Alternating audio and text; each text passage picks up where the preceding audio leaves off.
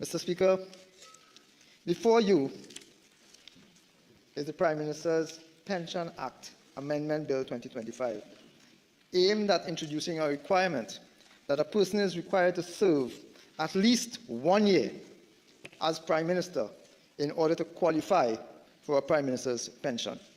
Mr. Speaker, this bill has retroactive effect from March 10, 2025.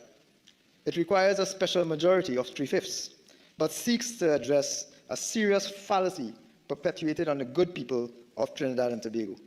Public officials are meant to serve the public and not just themselves. Mr. Speaker, today, the country will be paying close attention to all elected and unelected members of Parliament to see how they stand in support of the people of Trinidad and Tobago. Mr. Speaker, when the Member of Parliament for Port of Spain North St. Anne's West became Prime Minister on April 17, 2025, what did he do?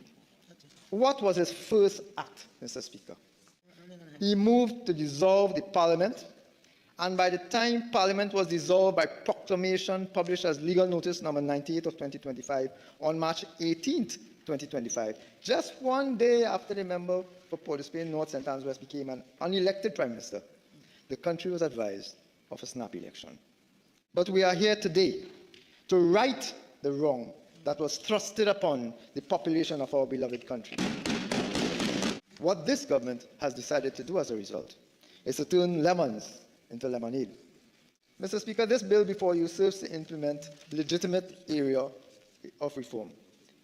The introduction of a minimum mandatory period of service by the Prime Minister to gain a pension via a tiered system of meritocracy.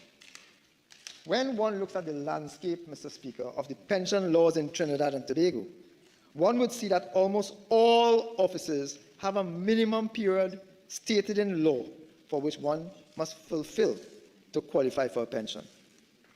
Members of Parliament, for example, Section 5(1)(a) of the Retiring Allowances Legislative Service Act, requires a period of not less than 5 years.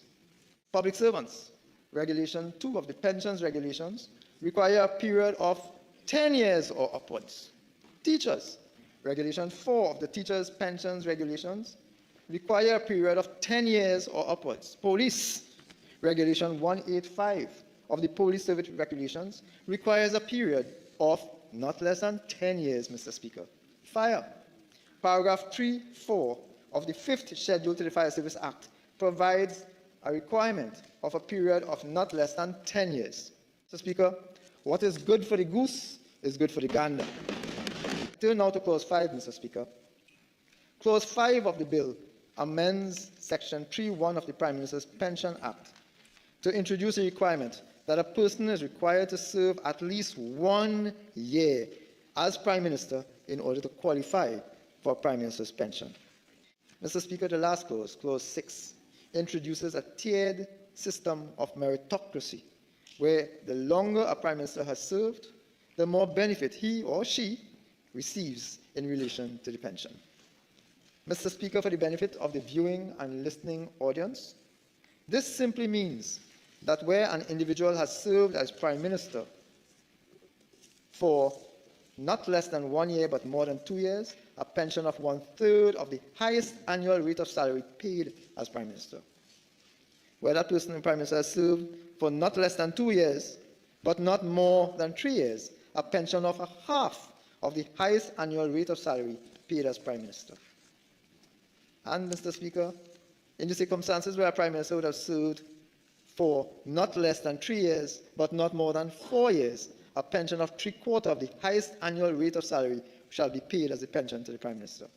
And finally, Mr. Speaker, where the circumstance is that a Prime Minister has served for not less than 4 years but not more than 5 years, a pension of the full amount of the highest annual rate of salary shall be paid as Prime Minister. Provisions, Mr. Speaker, in our view, this tiered system is fair, just, and equitable, a characteristic which fully defines this government on this side.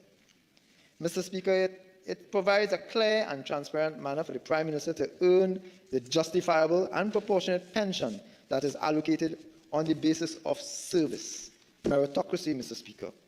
It is consistent with other pension laws in Trinidad and Tobago and elsewhere in the Caribbean region, as I just indicated. And though this scenario, Mr. Speaker, should have never existed in the first place, it has permitted the opportunity for this government to seek genuine reform. Mr. Speaker, with those few words, I commend the bill to the House, and I beg to move.